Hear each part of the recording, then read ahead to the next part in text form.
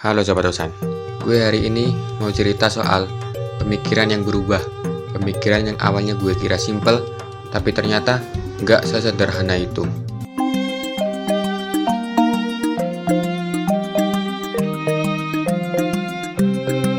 Dulu gue mikir, jadi orang populer tuh ribet ya. Diliatin orang, diawasi terus, nggak bisa santai, nggak bisa sembarangan ngomong. Lebih enak jadi orang biasa, bebas, aman, nyaman. Mau ngapa-ngapain nggak ada yang komentar. Tapi beberapa hari ini gue kepikiran, dan setelah gue renungin lagi, gue sadar ternyata pemikiran gue itu terlalu egois. Gini, kalau lo punya suara dan lo cuma pakai itu buat duduk diem di pojokan, lo kehilangan kesempatan buat bantu orang lain. Jadi orang biasa, oke, lo bisa belajar sendiri, pinter sendiri, bahkan ngajarin orang sekitar lo. Tapi kalau lo punya pengaruh lebih, bisa populer, follower banyak, subscriber jutaan, lo bisa ngajak ratusan bahkan ribuan orang buat belajar bareng, buat mikir bareng, buat sadar bareng. Dan itu gak semua orang bisa. Tapi ya, gue juga ngerti, popularitas itu pedang bermata dua.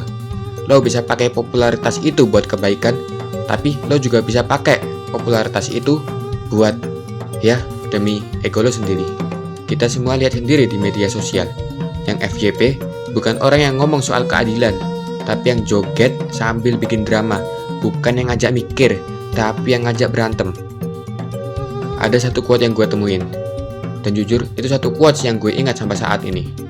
Quotes itu berbunyi, kebenaran itu gak punya suara, tapi kita punya.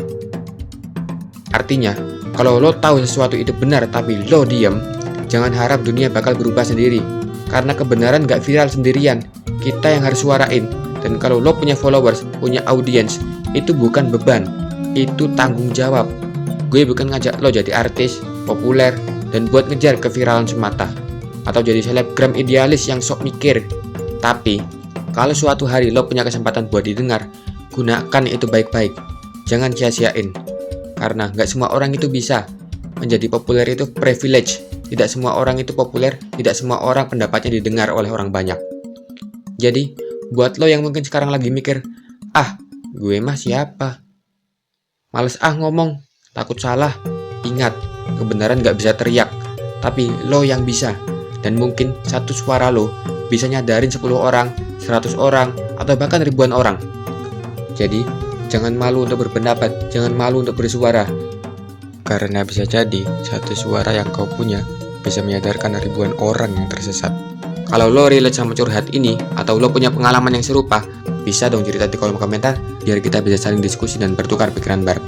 Jangan lupa like kalau lo ngerasa relate, share ke teman lo jika ini bermanfaat, dan tentu aja, subscribe biar kita bisa ngobrol santuy lagi di video berikutnya.